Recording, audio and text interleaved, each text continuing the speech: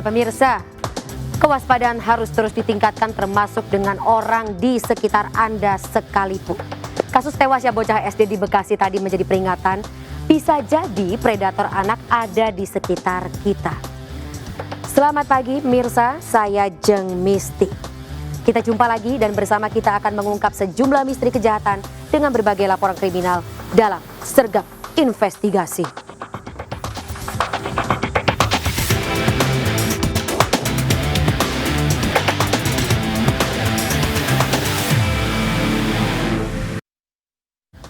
Pemirsa, seorang pria terekam CCTV menyerang sejumlah warga dengan senjata tajam hingga melukai 4 orang termasuk seorang wanita dan anak di bawah umur.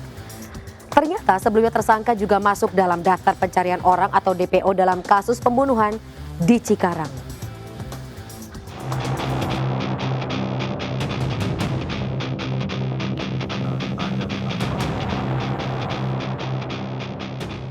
CCTV merekam seorang pria menenteng senjata tajam di Jalan Pembangunan 1 Rawawadak Utara, Koja, Jakarta Utara.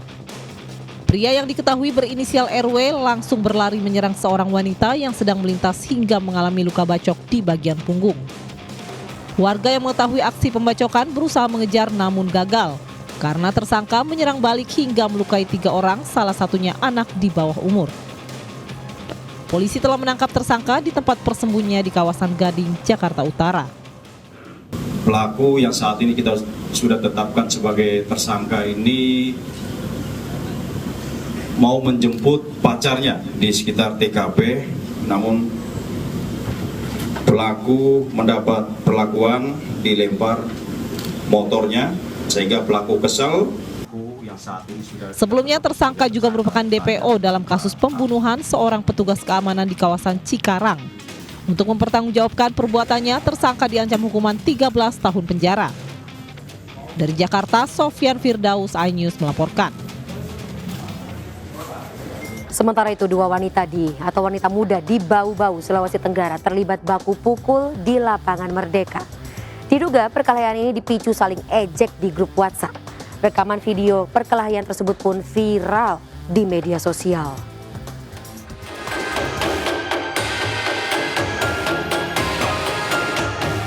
Perkelahian sengit melibatkan 2 wanita muda di lapangan Merdeka tidak jauh dari rumah jabatan Wali Kota Bau-Bau, Sulawesi Tenggara. Ironinya tidak ada yang berusaha memisahkan ulah kedua wanita ini. Sebagian orang justru membuat suasana semakin panas sementara lainnya merekam perkelahian. Ujungnya salah seorang wanita justru dikeroyok teman-teman lawannya. Personil polisi yang mendatangi TKP langsung membubarkan kerumunan, sementara 2 wanita yang berseteru kabur. Untuk kasus tersebut masih kita dalami dan masih dicari motif penyebab terjadinya perkelahian tersebut. Oke, untuk yang ada dalam video itu sudah dicari kamu nggak bisa? Untuk yang dalam video masih dilakukan penyelidikan oleh tim reskrim. Polisi masih melakukan penyelidikan terkait viralnya video perkelahian 2 wanita tersebut. Sementara untuk mengantisipasi kejadian serupa, polisi rutin melakukan patroli di sekitar lokasi kejadian. Dari Bau-Bau, Sulawesi Tenggara, Andi Eba melaporkan. Seorang wanita Parubaya tanpa mengenakan baju ditemukan tewas di pinggir jalan dengan kondisi penuh luka di sekujur tubuhnya. Dari rekaman CCTV, diketahui korban nekat bunuh diri dengan berbaring di tengah jalan.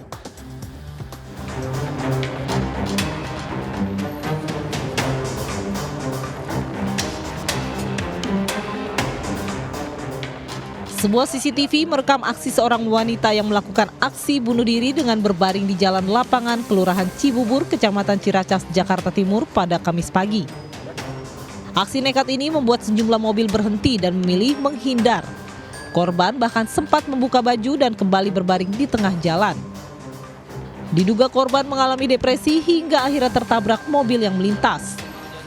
Korban diketahui bernama Lili Sutiah dengan alamat Komplek Hankam berusia 52 tahun. Dikiranya masih hidup, kita panggil lagi deh, ternyata di sini udah nggak ada nyawanya.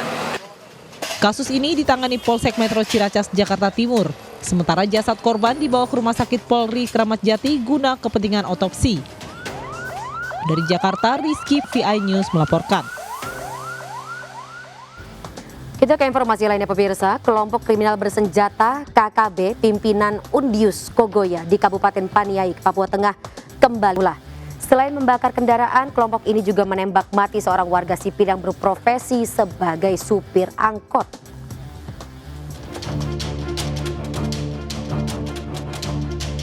Korban Rusli 40 tahun, warga Kompleks Terminal Kampung Madi, Distrik Pinai Timur, Kabupaten Paniai, tewas usai ditembak oleh KKB Intan Jaya pimpinan Undius Kogoya yang selama ini kerap melakukan aksi kriminalitas.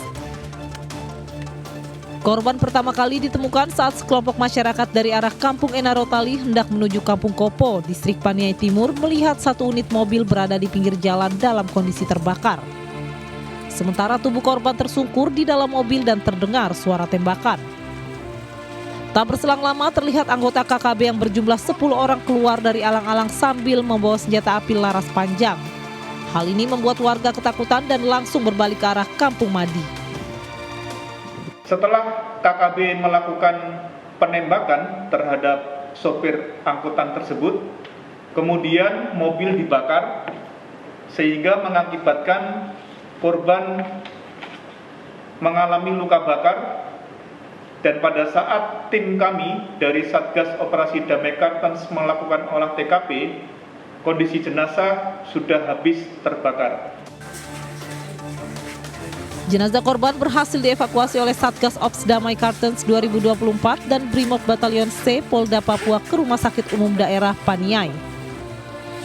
Satgas Ops Damai Kartens 2024 akan terus melakukan langkah-langkah penindakan dan penegakan hukum yang tegas dan terukur terhadap pelaku penembakan dan pembakaran ini. Dari Timika, Papua Tengah, Nathan Making iNews melaporkan.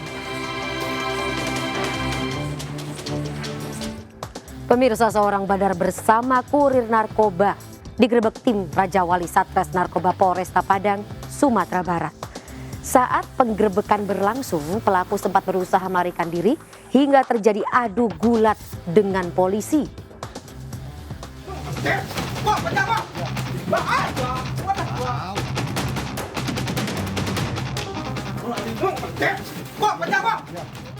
Tim Raja Wali Satres Narkoba Polresta Padang, Sumatera Barat menggerebek sebuah rumah di daerah Kurau Pagang, Kecamatan Nanggalo.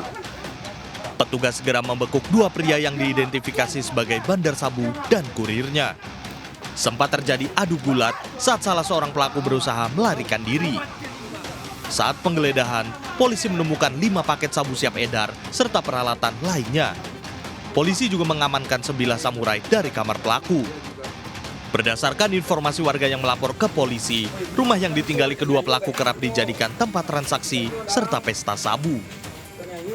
Sering terjadi pesta narkoba di sebuah rumah, dan dengan informasi tersebut tim menindaklanjuti. Setelah informasi A1 langsung dilakukan penggerebekan, dilakukan penggeledahan, diamankan 2 orang pelaku laki-laki dewasa dengan barang bukti alat hisap sabu dan sabu serta timbangan digital yang ada di kamar pelaku sendiri. Atas perbuatannya, tersangka dijerat dengan pasal 112 dan 114 UU nomor 35 tahun 2009 dengan ancaman maksimal 15 tahun penjara. Dari Padang, Sumatera Barat, Budi Sunandar, iNews melaporkan.